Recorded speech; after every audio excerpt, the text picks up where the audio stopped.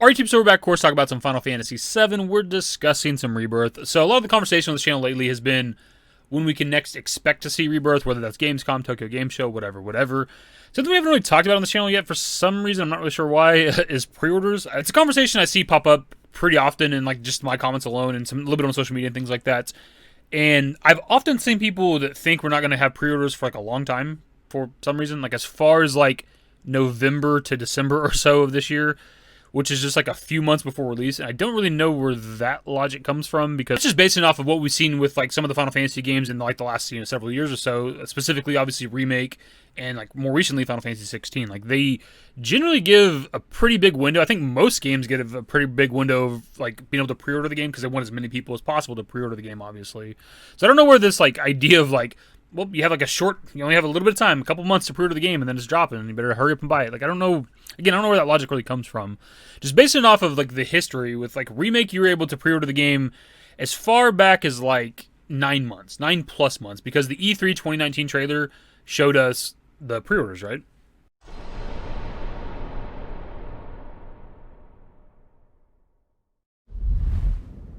Obviously, E3 2019 took place in June, so June to March with the initial release date was 9 months. But I guess since the game got delayed, technically you could pre-order for like 10 months. But also, I don't recall if you could pre-order before the E3 like event. I don't know. That's been like 3+ years at this point, so I don't quite recall that. I'm not somebody that pre-orders games early either. Like I'll often pre-order a game closer to release if I'm interested in the pre-order bonus, or just because I want to pay for it. But I still want to pay for a game like 6 months ahead of time often. Anyways, you were able to pre-order pretty far ahead of time when it came to Remake initially. When it came to Final Fantasy 16, I believe pre-orders went live in December 2022.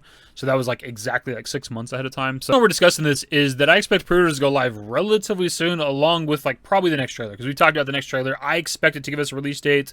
At the very least, like a release window, like a more concrete release window of like January 2024 or February, March, whatever it might be. Kind of like let us know what month the game's going to release in, if not an actual release date. And if they're going to give us a release date, I expect pre-orders to go live too. Like that's kind of how that usually goes. As we're talking pre-orders, you got to talk about the pre-order bonuses, and this is where the conversation is a little interesting because I just don't know what they're going to do. When it came to Remake, when you pre-order the game, you got the Chocobo Chick summon, right? Now the other bonus content was also summons, but you just had to like buy a certain version of the game. If you just bought like the deluxe edition, you got the Cactuar summon. If you initially had to buy the collector's edition to get the Carbuncle summon, I'm not sure if on the PS4 version, if they ever gave that shit away for free eventually, or allowed you to like purchase it separately or whatever the fuck. But I do know they gave the summons away for free eventually with the PS5 version of the game.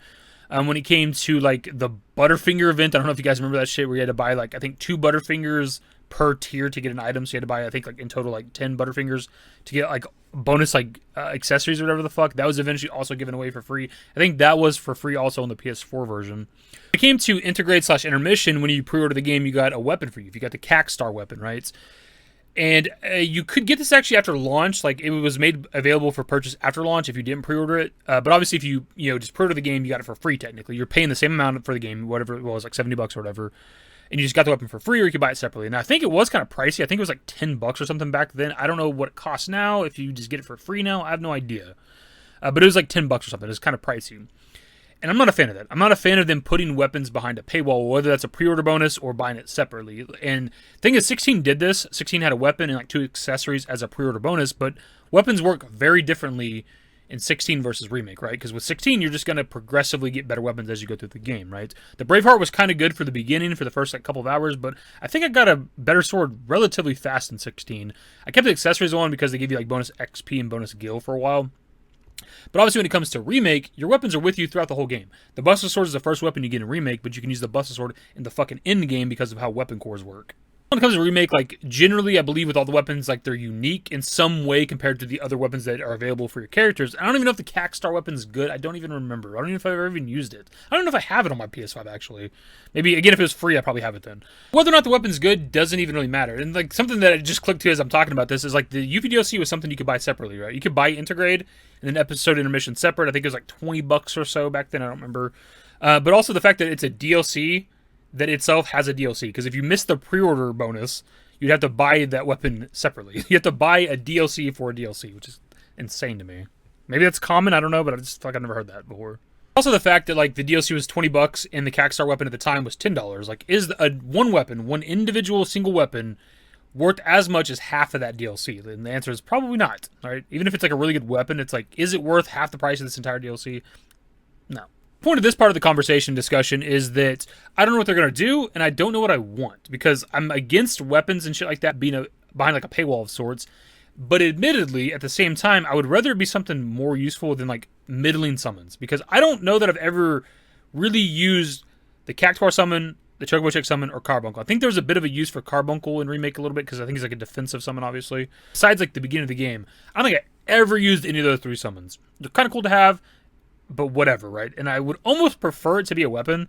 So it's something that I might swap to. Like, I might be bored and be like, let's use this DLC weapon for Cloud or whatever character it might be. Also, when it comes to Rebirth, we know the roster is going to be pretty stacked, because as we're leaving Midgar, we have 5 people in our party. We know because of the SGF trailer that we're getting Yuffie with us. And we're also potentially getting Cade Sith, Vincent, and Sid, right? So we might have as much as 9 people in our party by the end of Rebirth. And how do you do a DLC weapon, right? Because every character has exclusive weapons. Nobody can share weapons at all when it comes to FF7 or FF7 Remake / Rebirth.